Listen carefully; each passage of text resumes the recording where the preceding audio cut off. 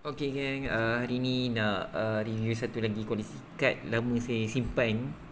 Ni daripada satu filem, bukan filem lah, daripada filem juga sebenarnya, tapi siri TV yang mana sangat popular masa tahun 2000. Saya suka tengok cerita anime dia dekat NTV7, iaitu kad Captain Sakura.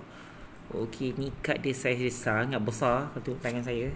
Ni maknanya dia lebih besar daripada saiz biasa lah. Okay, nama dia The Claw. Sedia maklum pencipta kad bagi cerita kad Captain Sakura ni adalah The Claw.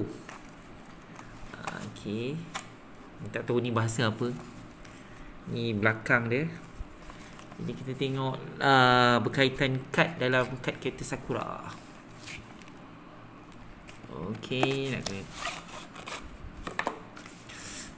Sedia maklum kalau korang pernah tengok animasi dia ataupun anime dia, kisah dia pasal Sakura yang mana dia telah pun secara tak sengaja telah pun menyebabkan kad The Claw yang mana asalnya milik mak dia disimpan dekat store ni telah pun bertebaran dekat seluruh Jepun.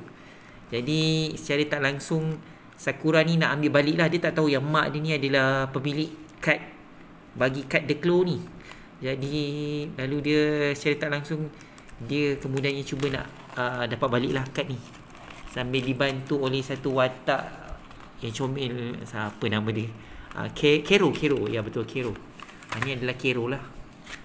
Kalau gambar belakang ni gambar Kero. Ni manual dia. Ni manual dekat kad Captain Sakura ni. Okey, bahasa dia saya tak faham bahasa apa. Dia ada cerita lah berkaitan nama-nama kad. Windy, Shadow, Mist, Flower. Ada banyak kad dia.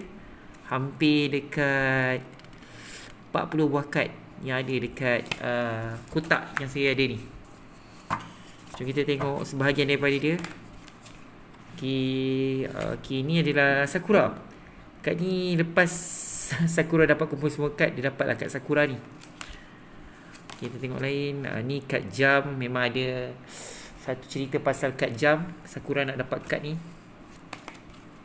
Okay, kad ni adalah kad tanda, salah satu kad Sakura.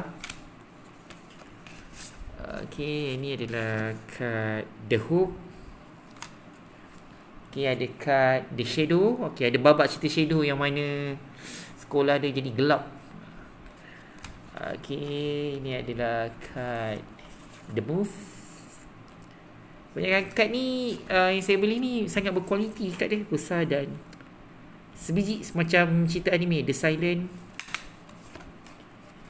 Okay, The Change.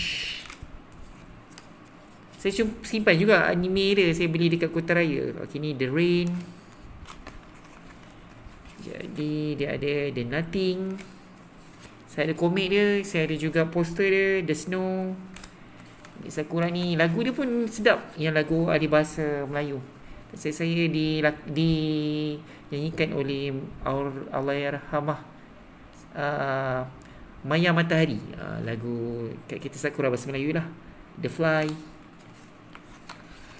Okay, The Twin. Okay, tengok lagi kat dia, The Five Fairy.